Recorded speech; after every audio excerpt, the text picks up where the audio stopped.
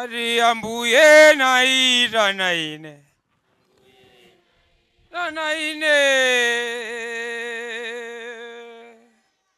Naira naine tapu mulire kuno. Mwana we tapu mulire kuno. Iwe yo tamira muru mwana we. Mwana iwe.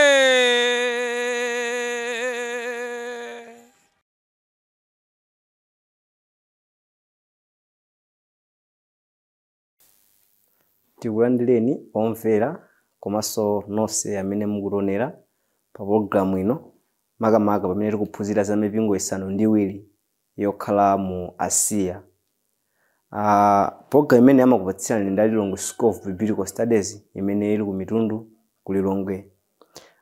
Mu tsiku la lero pa programu ino mukhalanso ndine m'bale wanu Mwambuye Daniel Japanclass makamaka pamene tifuna tipitizenso kuphunzira za makalata amenewa amene Paulo amene Yohane Mtumwi anauzidwa ndi Mzimu Woyera kuti alembe makamaka kulembera mipingo isanu ndi iwiri yokhala mu Asia. Program imene tangopita kumene makamaka mu sabata yatha tinaphunzira zambiri zimene analembera mpingo Khristu umene umakhala ku Efeso. Ndipo tinafotokoza bwino ndithu kunena kuti pa makalata onse asanu ndi awiri 7 kalata iyi ya kwa Efeso ndi kalata imene tikuona noti akuilemba moyambirira. Tinafotokoza ndithu kunena kuti chifukwa chonena kuti mzinda wa Efeso unali pafupi kwambiri ndi chilumba chija chotchedwa Patmos pamene Yohane Mtumwi adayikidwa ngati kundende munthu amene amalemba buku limeneli la Chivumbulutso. Komanso tinkafotokoza kunena kuti tikabwera ku Chivumbulutso chapter 2 verse number 1 kulekeza verse yake number 7 tikupeza apo kunena kuti ndi kalata omaliza amene mpingo amene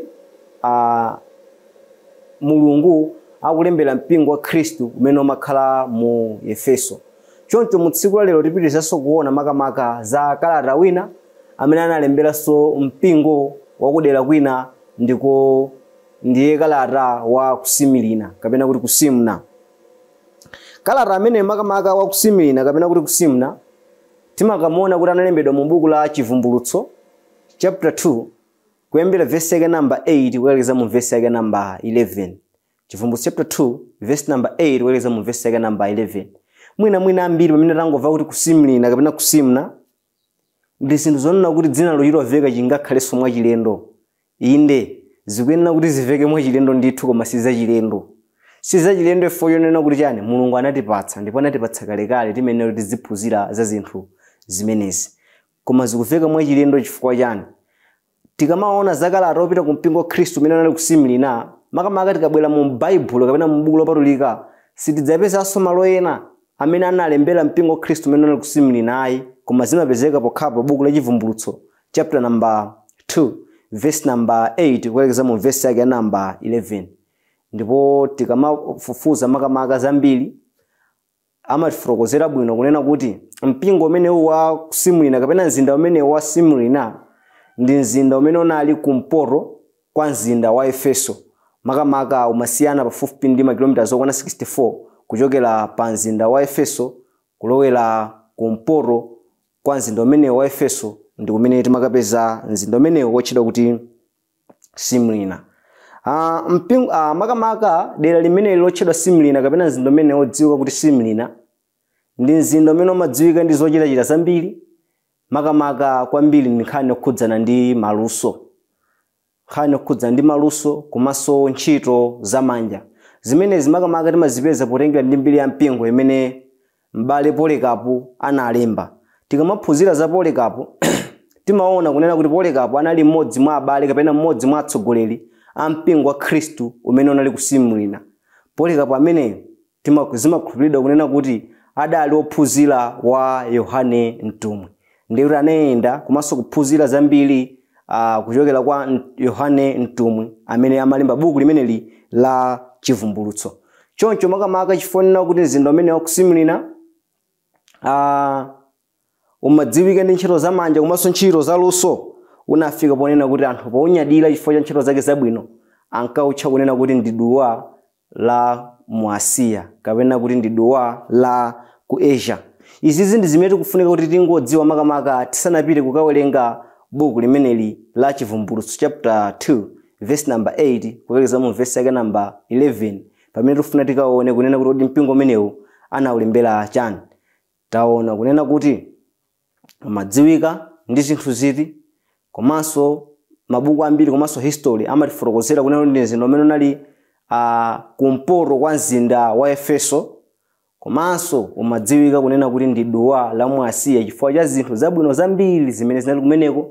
Komanso timaona kunena kuti m'bale Polikapu anali mmodzi mwa atsogoleri a mpingo wa Khristu umene unali kumeneko ku Simurina. Choncho abale anga okondedwa, tiye tioneni mu Baibulo kunena kuti kodi Mulungu popereka uthenga kwa mpingo wa Khristu umene umakhala ku mzinda umene wotchedwa kuti Simurina adawuza chani. Tiye tikatengeni buku lathu makamaka tikawerenge mu buku la Chivumbulutso chapter 2 verse number 8 kukalekeza mu verse yake number 11. Chivumbulutso chapter 2 verse 8 anayamba ndikunena kuti ndipo kwa ngelo wa mpingo wa kusimna lemba izi anena oyamba ndotsiriza amene anakhala wakufa nakhalanso ndi moyo.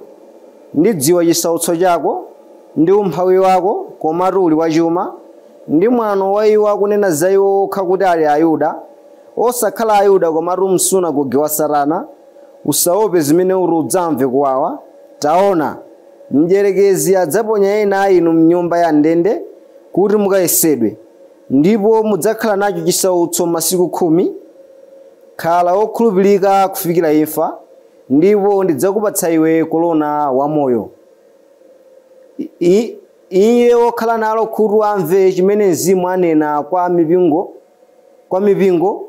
Iye amene alakakika sadzachitidwa choyipa ndi imfa ya chiwiri.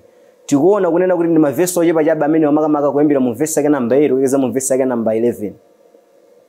Verse yake number 8 taona kunena kuti mu verse yake number 8 mulembe kuyamba ndionena kuti ndipo kwa ngelo wa kusimulina lemba. Tinazafotokoza kale makamaka mu program yepireje kuti pamene amakamba za ngelo amakamba za utsogoleri wa pamalo. Nkutheka kuti anali abusa komanso nkutheka kuti anali alaliki. Koma mwachidziwika tikamawerenga mabuku ambiri pokhala kuti amatifotokozera bwino kunena kuti Polikapu anali mmodzi mwa atsogoleri a mpingo wa Khristu umene unali ku Simurina.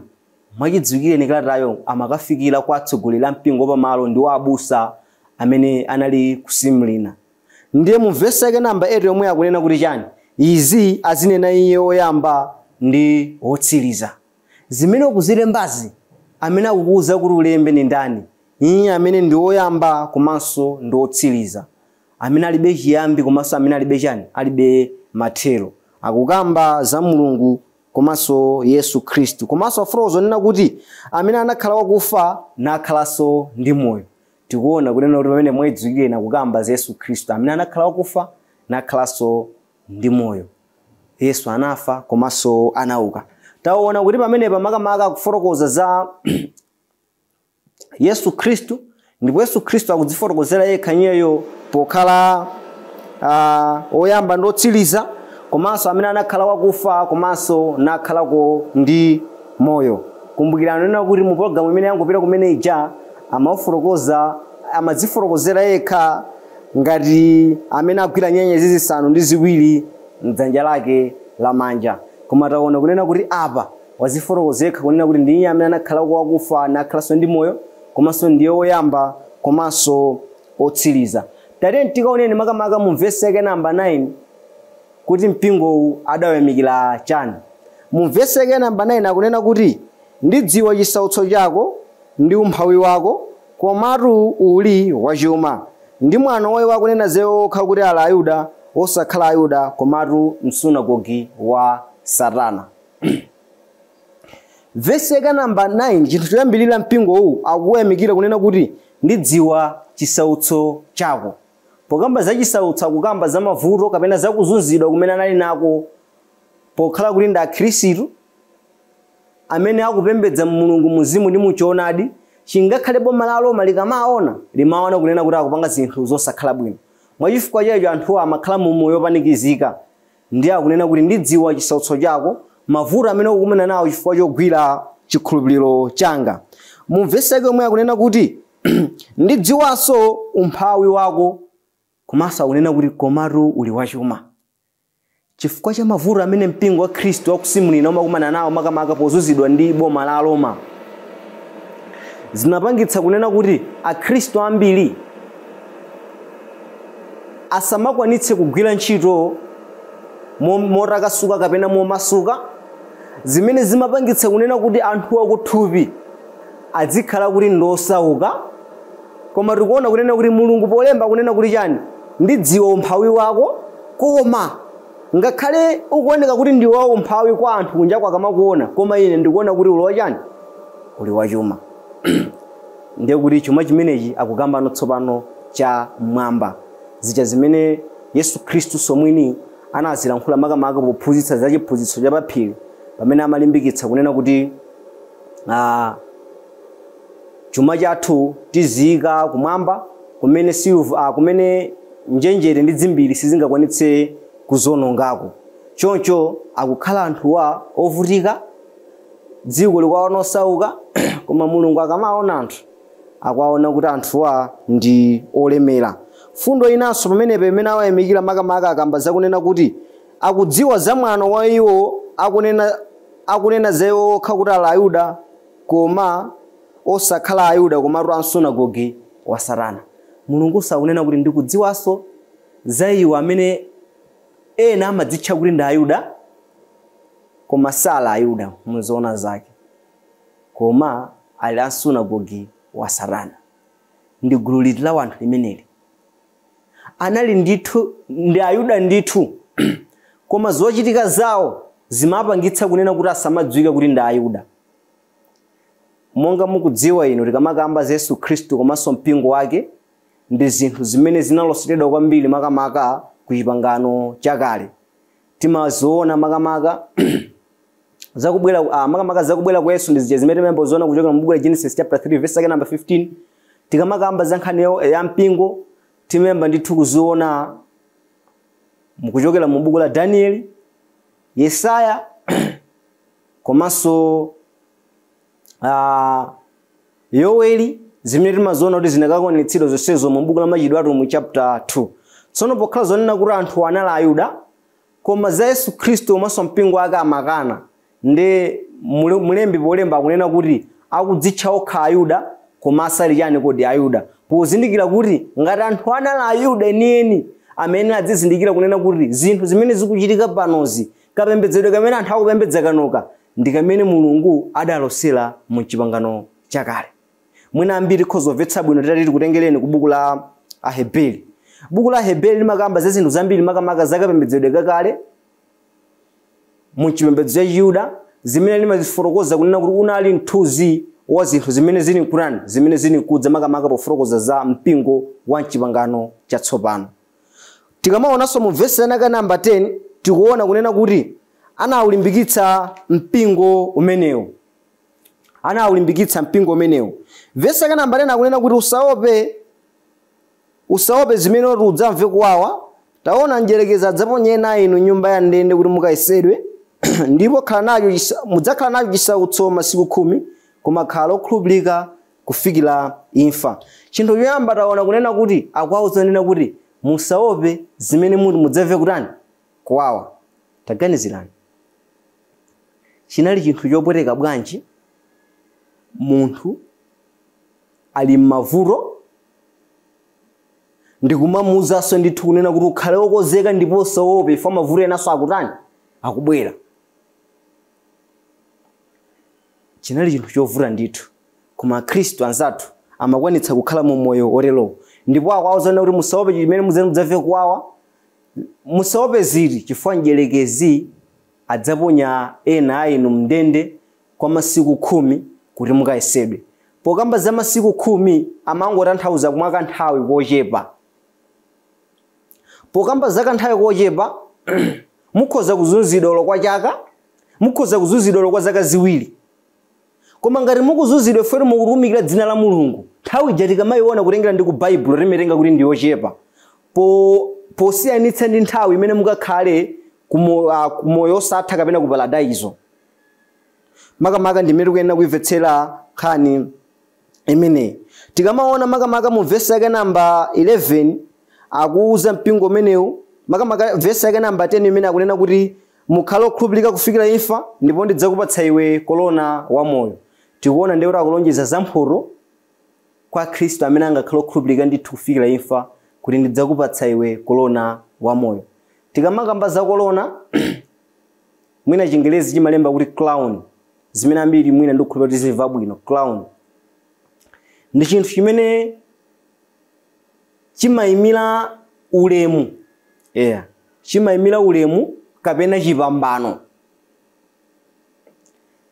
Chifukwa chonena kuti mwakhala okhulupirika kufikira imfa ndiye kuti mudzavekedwa chipewa chosonyeza chipambano kapena chosonyeza ulemu chifukwa cha zinthu zabwino kapena chifukwa cha kukhulupirika kumene mwakhala nako pakati panu. Zimenezi ndi zimene amalembera makamaka ku mpingo wa Khristu umenewu umene unali kusimilina. Choncho mu verse yake namba 11 tikuona kunena kuti akumaliza ndikunena kuti iye okhala nalo khulu atani amve chimene mpingo anena. Taonako ma verse amene waochepa kuyambira verse yake namba 8 kulekeza verse yake namba 11. Chinthu chopatsa chidwi imene tayamba kuchiona. Kumbukirani za mpingo wa Khristu umene unali ku Efeso. Udali ndi mbali zina zofoka makamaka onati chikondi chake choyamba. Koma kuchokera mu mavesi amene tawerenga mu buku la Chivumbulutso chapter 2 verse yake namba 8 kulekeza 11 mpingo wa Khristu umene unali kusimilina ukuoneka kunena kuti sunadzudzulidwe kwayi. Ndiye kuti unali mpingo umene umayenda mu chiyero.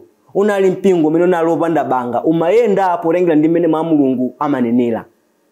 Inu ndine kuchokera pamenepo tikhoza kuphunziranso ndithu kunena kuti mpingo wa Khristu kapena mpingo wa pamalo ndi zotheka ndithu kukhala opanda vuto lililonse.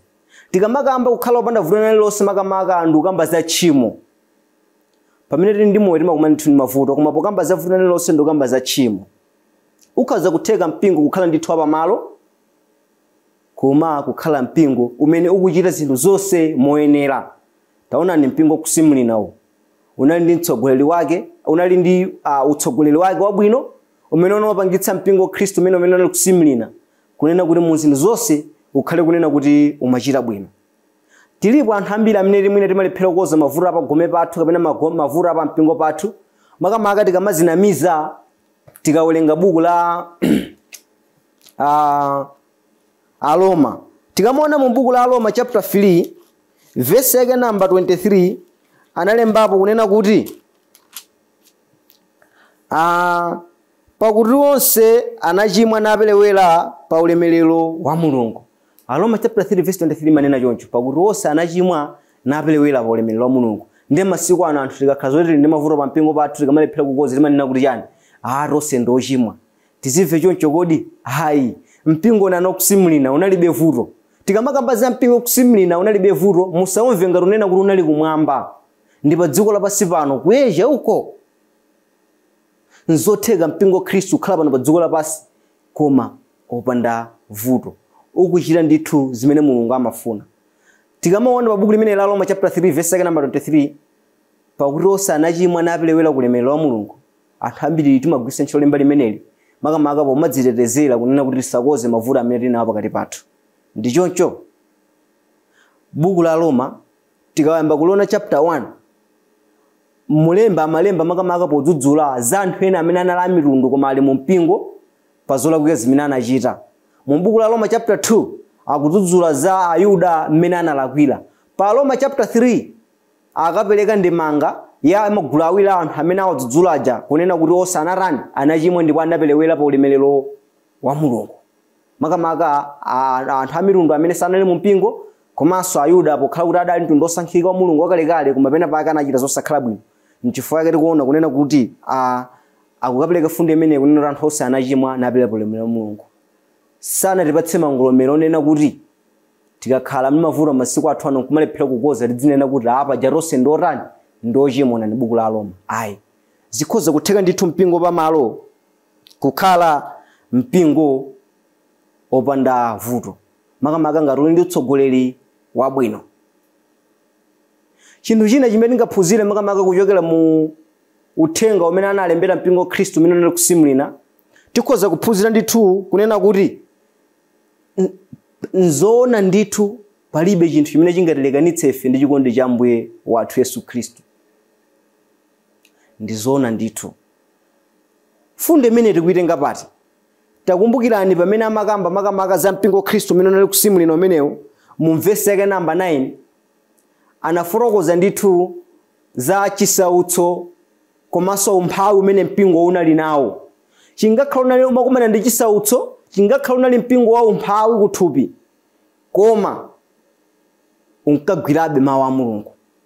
Pamenepo ndinali kuphunzirapo ndithu kunena kuti nzotheka ndithu palibe chimene chingatilekanitse ife ndi chikondi cha Mulungu wathu. Makamaka ndi zomwezo timazionanso kunena kuti Paulo polembera mpingo wa Khristu umene unali ku Roma, umenenso nawo unkakumana ndi mavuto osiyanasiyana, adawulembera zimene timaziona mu buku la Roma chapter 8. Aroma chapter 8 mu vesi lake la namba 35 analembapo motere: adzatisiyanitsa ndani ndi chikondi cha Khristu? Nsautso kodi, kapena kupsinjika mtima, kapena kuzunza, kapena njala, kapena usiwa, kapena zoopsa, kapena lupanga kodi? Linali funso la yodziwadziwa limene amawapatsa akhristu amene anali ku Roma kunena kuti adzatisiyanitsa ndani ndi chikondi cha ndani kodi? Cha Mulungu wathu. Chikondi cha Ambuye wathu Yesu Khristu kapena chikondi cha Mulungu wathu timachionera pati? Adalola kusauka, adalola kudzavutika kunena kuti ine ndikakhale ndi moyo. Mwa chikondi chimene ndi ndani amene angakwanitse kutilekanitsa ife? Akambapo zinthu zingapo, umphawi, kaya kusauka, kaya njala, kaya matenda, kapena lupanga, zinthu zonsezi zilibe kuthekera kokatilekanitsa ife ndi chikondi cha Ambuye Mulungu wathu. Zimene tikuzionanso kunena kuti mpingo wa kusimulina udali ndithu ndi makhalidwe otero.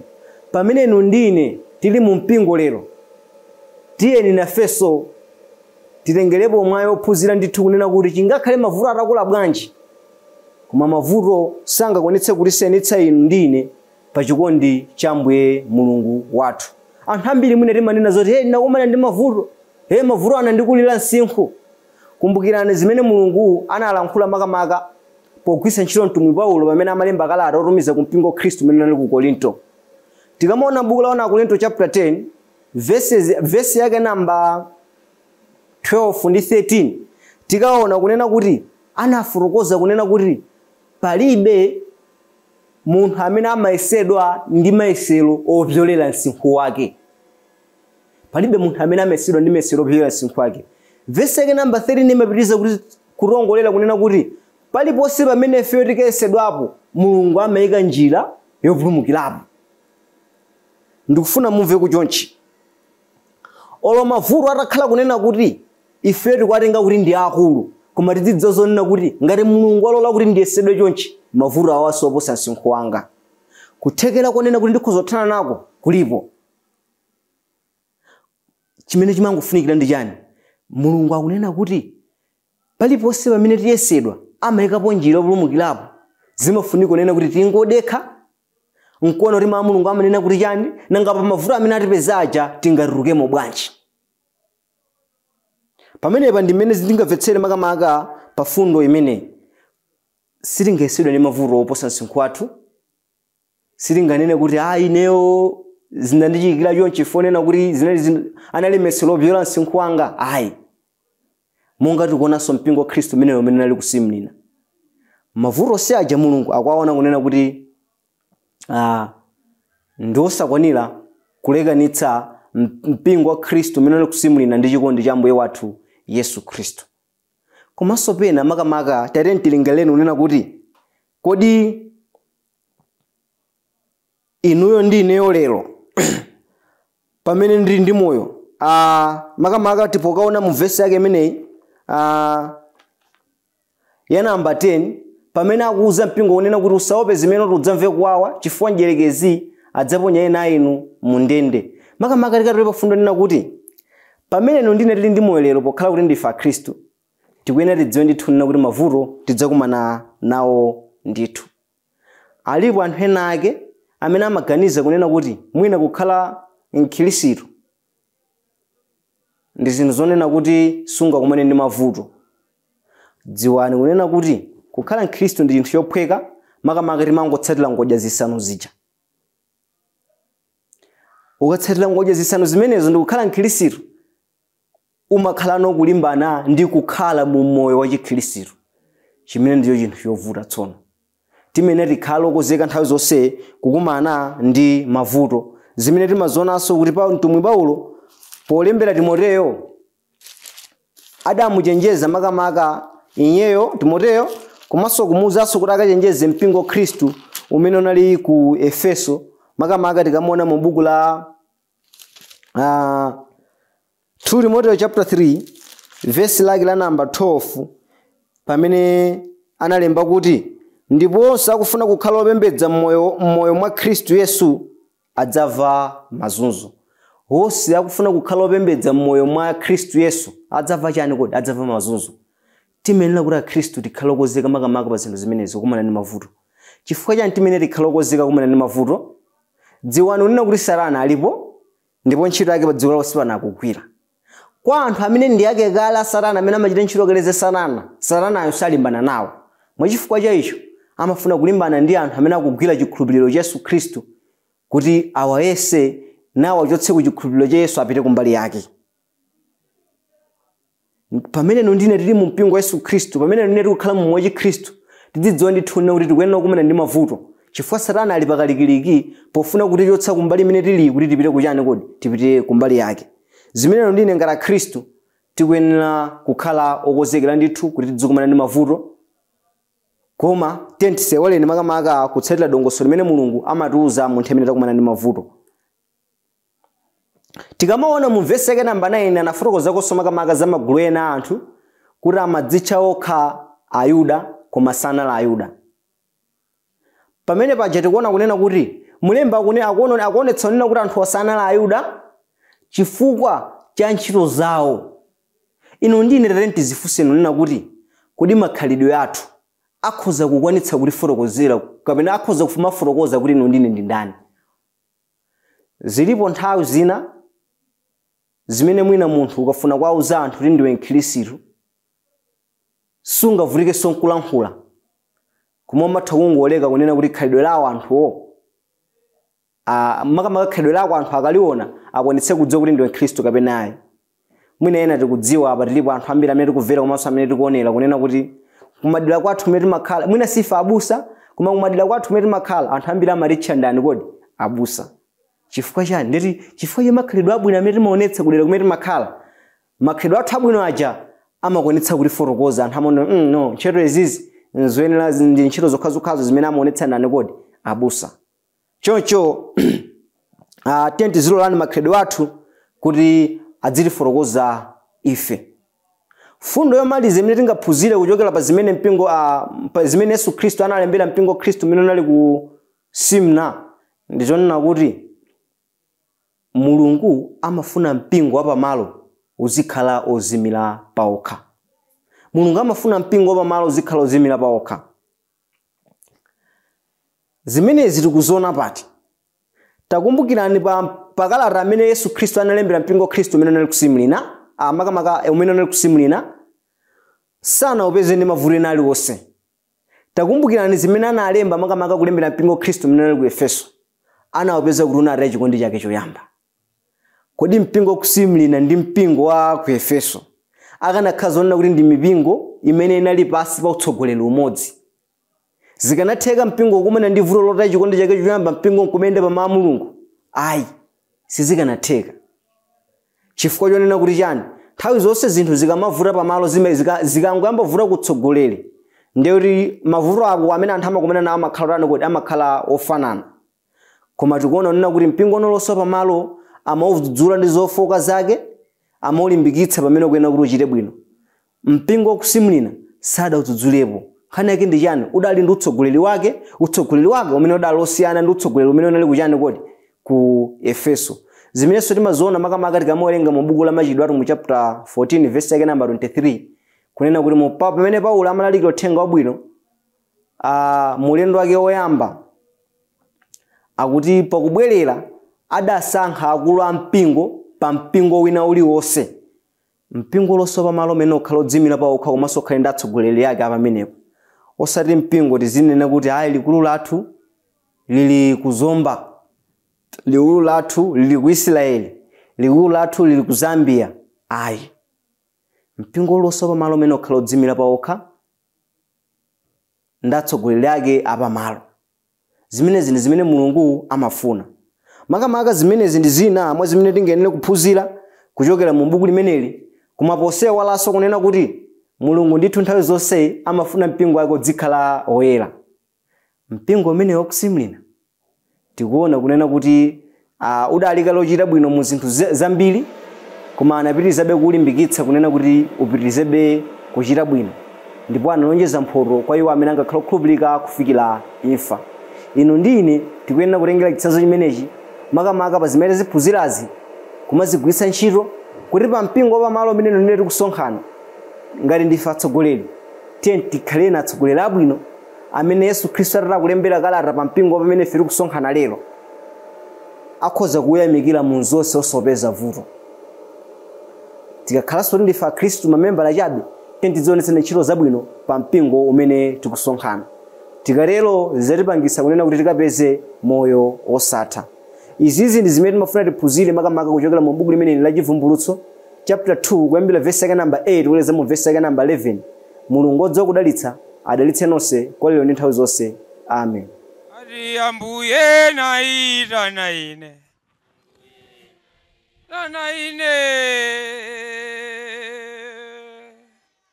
naita na ine tapumulire kuno mwana we tapumulire kuno iweyo tsamira mutu mwanawe.